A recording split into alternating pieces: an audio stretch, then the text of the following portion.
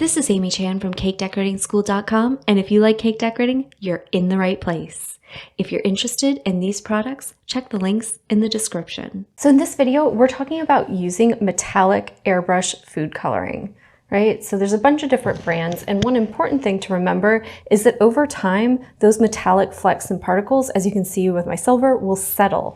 So you really want to make sure you have the cap nice and secure, and you're giving it a good shake before you're putting it in your airbrush color cup, right? That'll make sure that you get a nice metallic spray instead of a weird off color.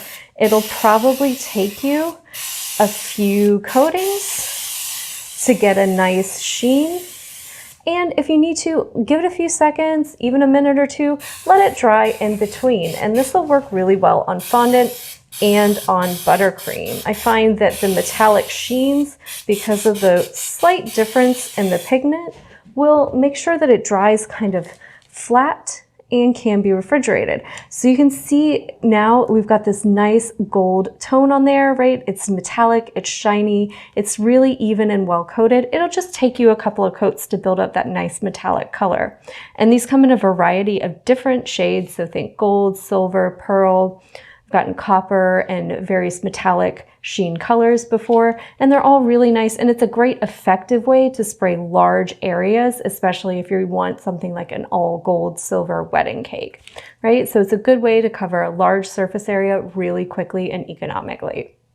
If you enjoyed this video and you'd like more about the cake decorating materials and equipment we use, or just some inspirational videos about cake decorating itself, you can follow us on Insta or YouTube at Cake Decorating School.